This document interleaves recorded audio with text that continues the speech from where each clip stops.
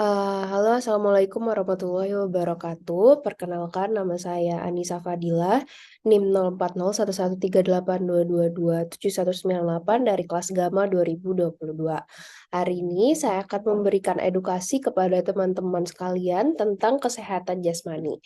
Mungkin sebelum edukasinya dimulai, teman-teman sekalian boleh perkenalan terlebih dahulu.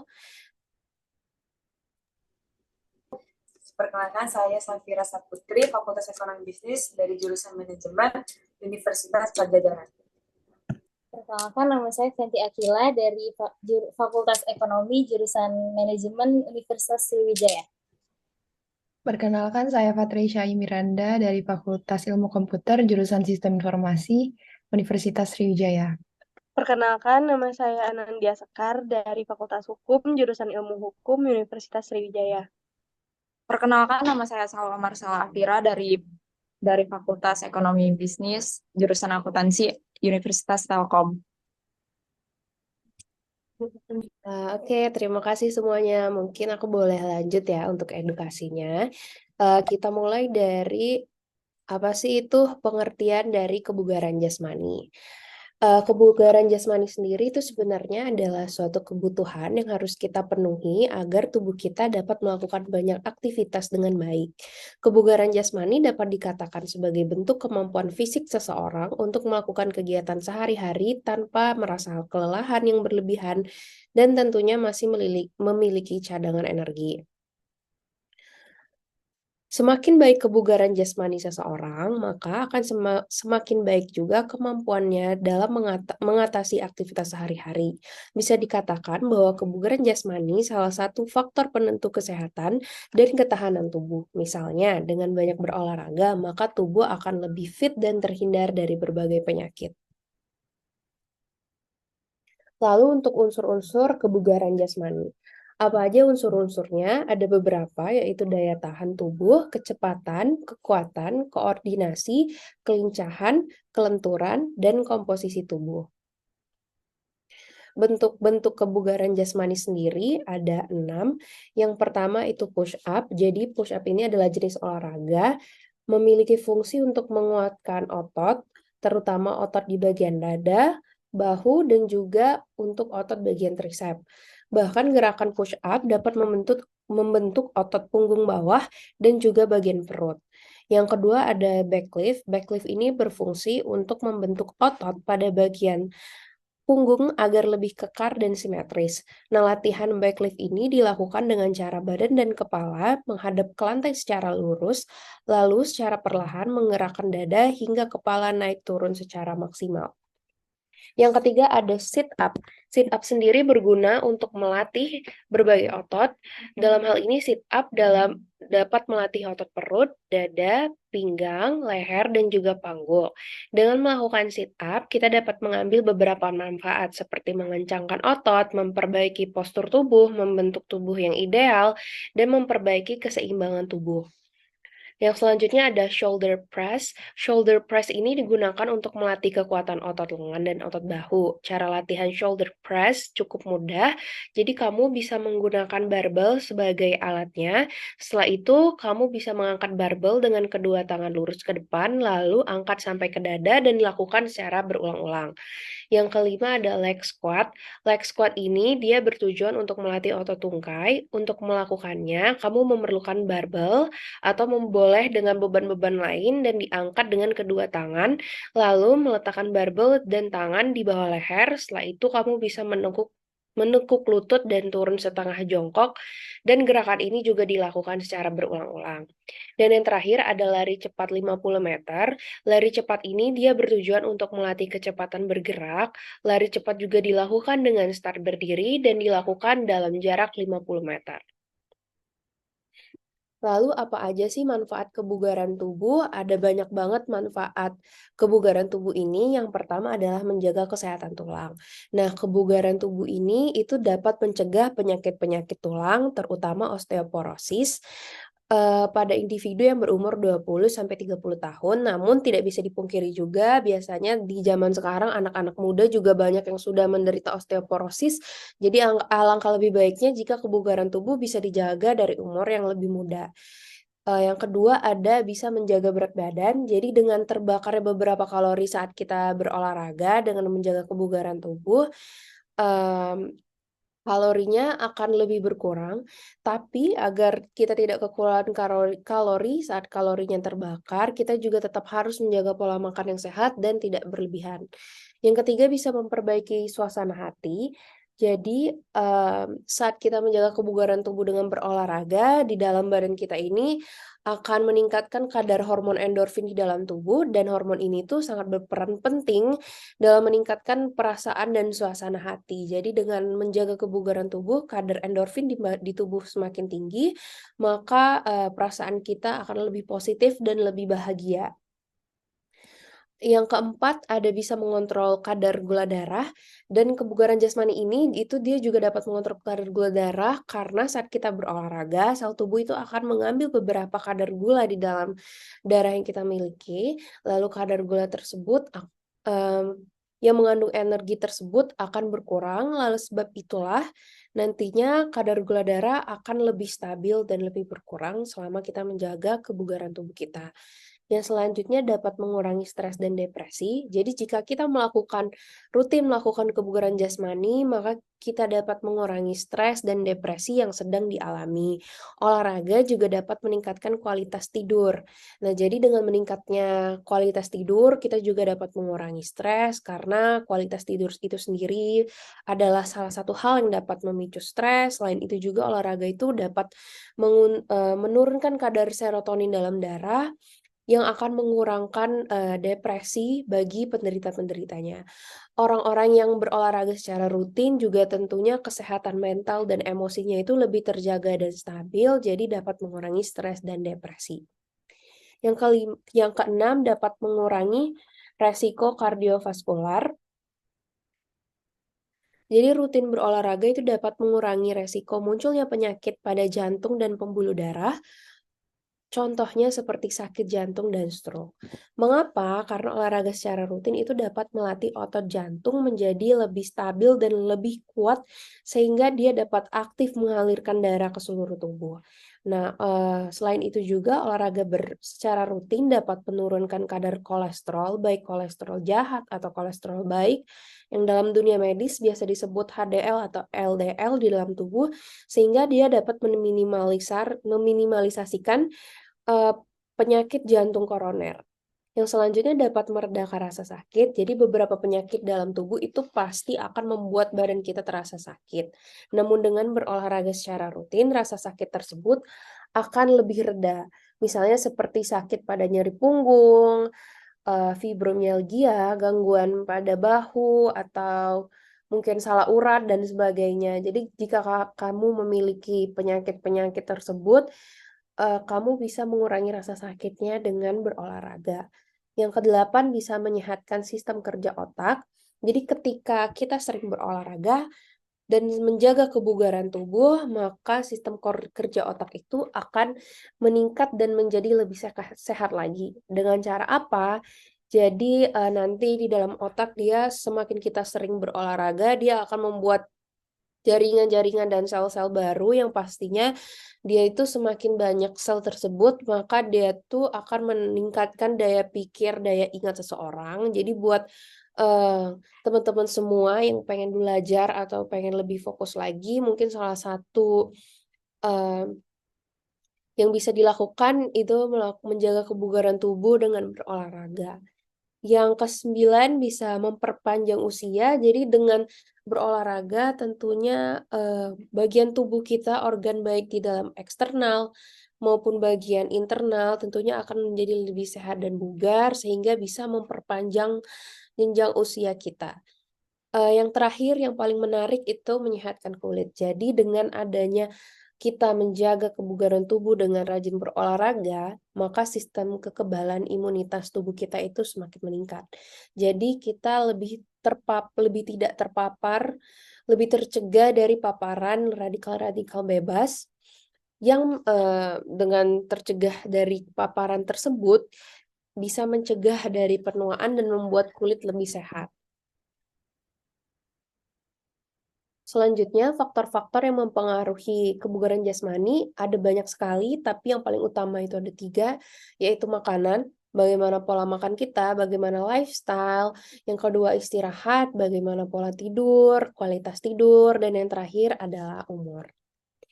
Selanjutnya masuk ke aktivitas fisik. Apa sih itu aktivitas fisik? Menurut Direktorat Pencegahan dan Pengendalian Penyakit Tidak Menular atau P2PTM, aktivitas fisik itu adalah setiap gerakan tubuh yang diakibatkan kerja otot rangka dan meningkatkan pengeluaran tenaga serta energi. Loh, jadi apa bedanya dengan berolahraga? Olahraga itu sendiri dia berkaitan dengan latihan fisik yang dilakukan dengan tujuan tertentu, misalnya melatih salah satu anggota tubuh. Aktivitas fisik memiliki cakupan yang sangat luas, mulai dari kegiatan sehari-hari seperti jalan kaki dan menjemur pakaian, hingga termasuk olahraga itu sendiri, misalnya berenang atau bermain futsal. Nah, kegiatan yang termasuk aktivitas fisik itu tidak terbatas dilakukan di satu tempat. Bisa dilakukan di berbagai tempat, bisa di kamar, di kantor, di rumah, di lapangan, dan di berbagai tempat lainnya.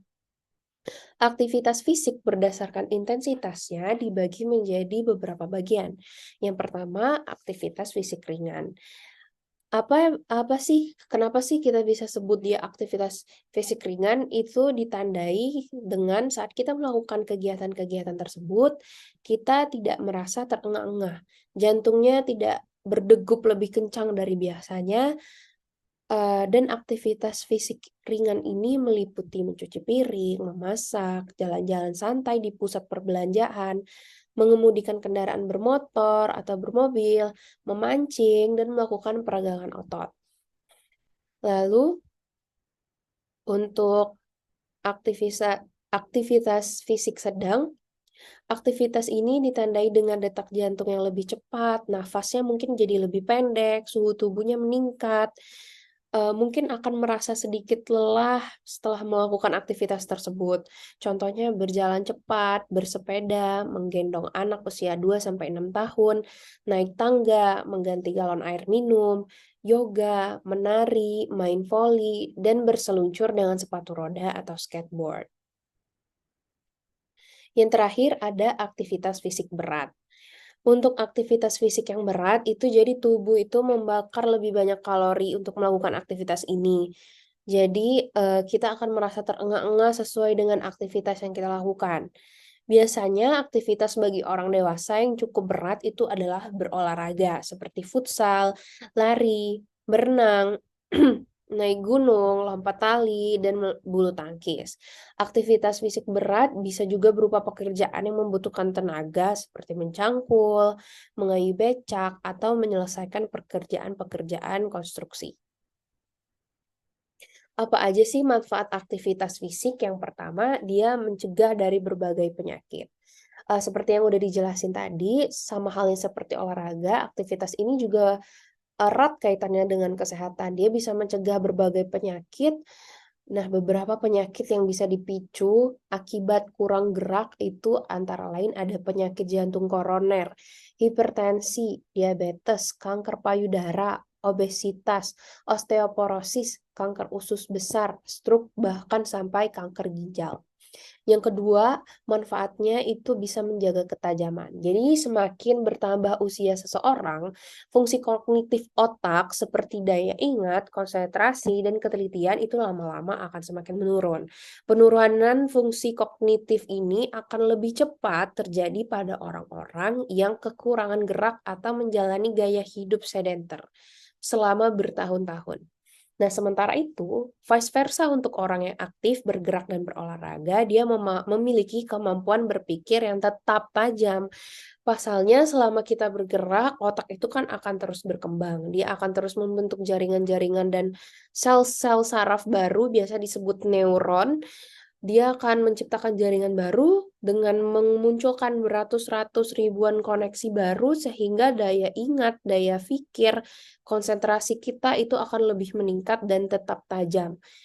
Yang ketiga selanjutnya ada berpikir lebih positif berkaitan sama kadar endorfin dalam tubuh yang sudah dijelaskan sebelumnya. Jadi semakin meningkat kadar endorfin dalam tubuh itu perasaan kita akan lebih bahagia sehingga pikirannya lebih positif. Tentu ini akan mempermudah kita dalam menjalani hari-hari keseharian karena akan lebih mempermudah kita dalam menjalankan aktivitas sehari-hari. Selanjutnya, meningkatkan kualitas tidur. Seperti yang udah dijelasin lagi sebelumnya berkali-kali, mengutip juga dari situs Sleep Foundation, gerakan tubuh dengan intensitas yang sedang dan tinggi itu akan mengurangi frekuensi terbangun di tengah malam. Dan selain itu, jadi olahraga itu membantu kita bisa tidur lebih cepat, sehingga kita itu tidak akan sulit memejamkan mata dan bisa tidur pulas. Jadi mungkin ini adalah salah satu jawaban penyembuhan bagi teman-teman sekalian yang mungkin menderita insomnia selama ini ya. Dan yang terakhir itu dia bisa meningkatkan kemampuan fisik, of course. Dengan meningkatkan aktivitas fisik, kemampuan fisiknya juga pasti akan meningkat. Selanjutnya itu aku mau mengenalkan kalian sama aplikasi namanya Pacer Health. Bisa di-download, dicek di App Store atau di Play Store, di search aja Pacer Pedometer dan Steps Tracker. Jadi apa sih Pacer Health ini? Pacer Health ini dia adalah salah satu pemanfaatan sensor yang tertanam pada perangkat smartphone. Dia merupakan aplikasi kesehatan yang lebih dikenal dengan healthcare application. Aplikasi ini dia memanfaatkan sensor motion yang merupakan kelompok sensor yang memiliki kemampuan untuk memonitor pergerakan dari suatu perangkat.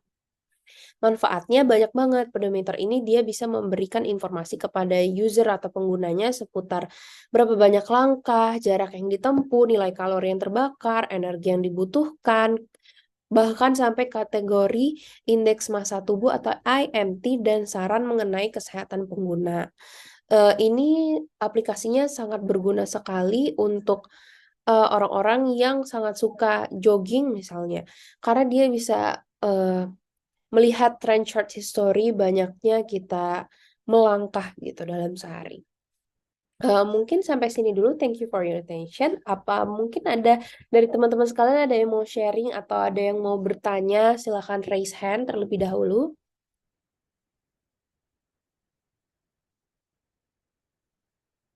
Mungkin boleh dari Fatreisha dulu. Oke, makasih atas materinya. Tadi kan katanya kalau misalnya olahraga itu bisa mengurangi kadar gula darah gitu kan. Boleh dijelasin lagi nggak gimana mekanismenya? Makasih. Nah, makasih Fatreisha. Jadi aku mungkin izin jawab dulu ya satu ini. Jadi kenapa olahraga itu bisa mengurangi kadar gula darah? Penjelasannya gimana gitu kan? Penjelasan singkatnya mungkin begini. Jadi dalam darah kita itu mengandung glukosa setiap dia mengalir di tubuhnya. Mungkin ada yang kadar gula darahnya tinggi atau makan glukosa dalam jumlah yang banyak gitu kan. Nah, dengan melakukan olahraga, tentu tubuh kita itu perlu energi. Nah, energi ini di tubuh kita itu disimpan dalam bentuk glukosa atau glikogen yang ada di dalam darah. Jadi semakin sering kita rutin berolahraga, maka nanti dari dalam tubuh kita untuk melancarkan proses metabolisme itu sendiri, dia akan menyerap glukosa yang ada di dalam darah itu. Jadi kadar glukosa yang ada di dalam darah itu dia lebih turun, lebih rendah. Jadi untuk penderita diabetes mungkin kadar glukosanya akan lebih stabil gitu dengan rutin berolahraga. Mungkin itu aja.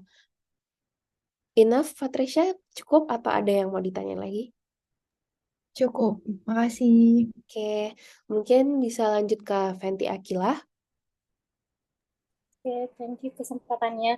Aku mau nanya, jadi dalam 1 minggu itu kita harus olahraga tuh berapa kali ya?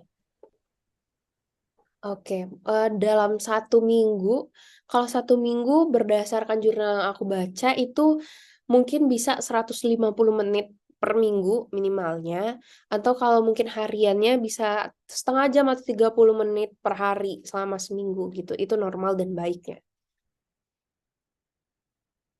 Oke, makasih.